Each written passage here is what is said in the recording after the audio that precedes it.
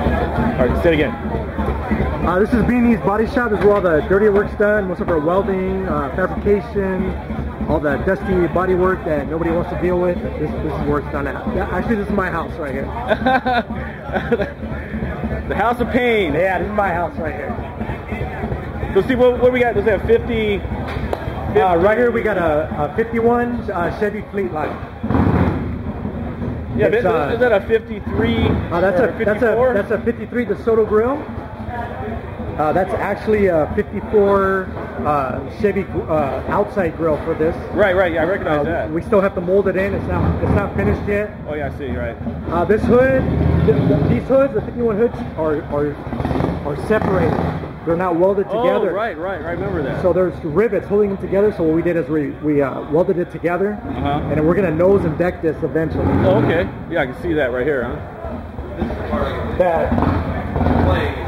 Both of the headlights are molded and French. We did custom here at the shop.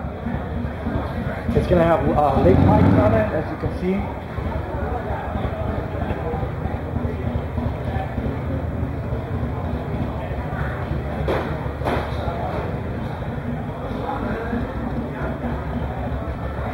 The rear taillights are also French and molded in as well.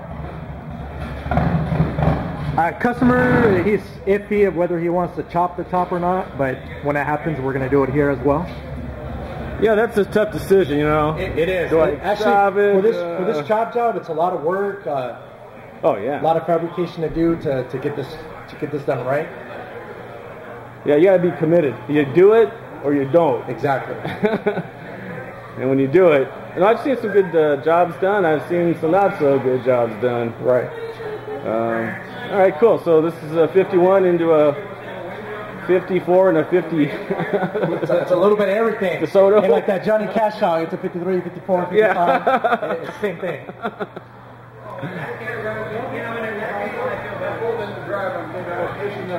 Actually, this is my car, Steve 13's car right here. It's a 1938 Chevy Cab for a pickup truck. Actually, the rail was handed down to me, and I'm actually doing a lot of modifications for it.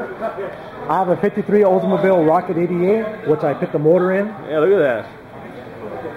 You can see those too often. The motor mounts are custom fabricated by myself. Front and rear. Beautiful job, man. Thank you very much. I channeled the body 4 inches. I'm not done with it yet. Once it's all done, it'll be nice and pretty, of course. Of course. And that's it for now. I'm still contemplating on everything else, but this is my baby for right now. So it's a pride and joy. I wish I had more time for it, but I'm too busy working on all the customers' projects. So well, you got to earn your keep. Exactly. Get that tiki guy. Actually, that's a custom tiki. I was in the Navy for 6 years. All right. So this tiki was made for me in Hawaii. That guy did it for me in about a half an hour. Hey, well, hey, thank you. On my second tour, of Iraq, I was over there on my way out, and he made that for me. So. Oh, great, man. And as you can tell, of course, I gotta represent the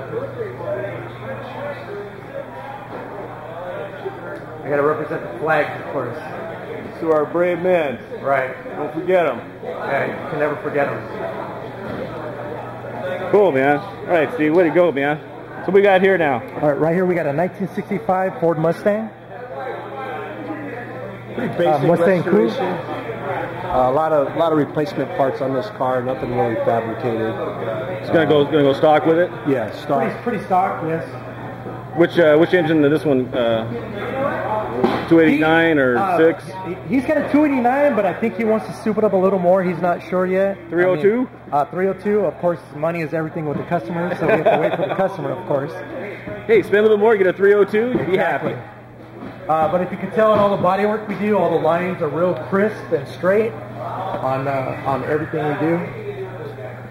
Yeah, that's your guys' reputation I'm hearing. You guys can handle metal better than anybody in Gasoline Alley here. Right. All the doors match perfectly. I mean, we still got to tweak this one a little bit, but all our belt lines and all the lines, etc., are always dead on. We take pride in everything we do. The paint theme on this, it's going to be a flat black with probably gloss black stripes on it. We're going to go a little out of the box with this car. You don't see 65 Mustangs with that paint combination, but that's what we're going to do on it. What color interior are you going to do? It's going to be black as well. No, Black I'm sorry, and excuse me, it's going to be white. White interior. Like a beige white interior on this. Okay, a little contrast there, huh? Yeah.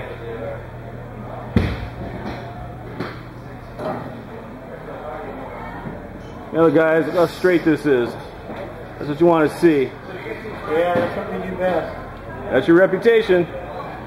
You're the metal guys. Yeah, it doesn't take that much time to do it right the first time. It's just the techniques we tape off the lines and little things we've learned over the years to make them straight. This car, this kind of a pathetic project. It belongs to an elderly gentleman. The car's been in a shop for 3 years. Supposedly we were supposed to get back a turnkey rolling chassis. After 3 years we finally had to go repossess it.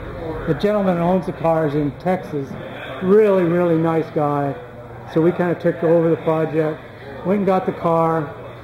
So now we've had to redo everything on the car. Everything that was done in 3 years is basically not acceptable. Right. So we're kind of starting from scratch. It's kind of a unique car. It's a 1931 Ford Victoria. Oh, okay. Right. Yeah, I recognize that. And but we're going to put it on 1932 Ford frame rails. We're going to use 1932 fenders, running boards, tank. Everything on the car except the body is going to be 1932.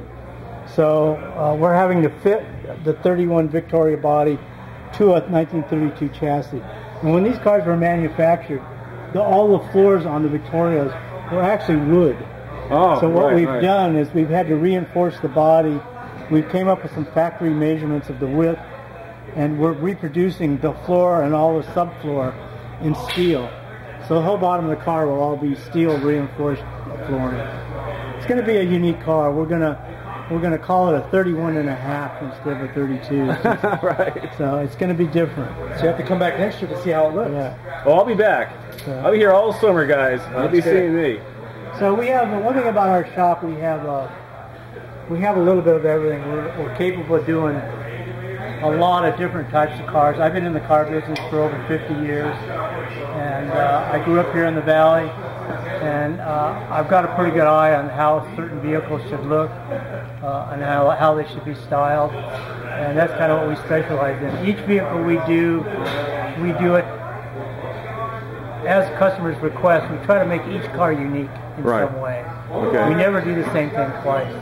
And it makes it fun for us, and it gives the customer a car that's unique for them, and that's important in this business. And plus, they'll have confidence in knowing that it got done right the first time. One thing about our shop too is we really pride ourselves on our work, and we really encourage the customer to be really involved. We like them coming by as often as they can. Communication is very important in our shop. It makes our life easier because we know that the customer's on the same page with us.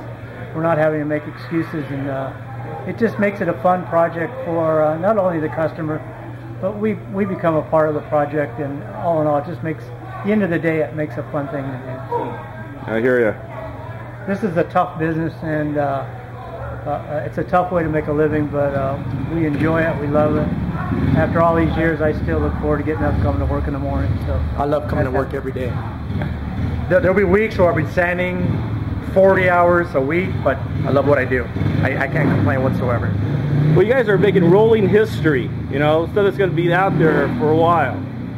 And it's got to have confidence, you know, security, knowing the car's not going to fall apart on the guy. Well, part of my background is not only I grew up in the hot rod world, but I worked as a metal man for the World Norman collection in Silmar, big classic car collection. And I got a lot of metalworking experience there. So it's one thing about our shop, when you come to B&E and Stevie, we all do the work. We don't have a bunch of low labor guys doing the work. So. Hold on, Bob. Let me get. Hold on.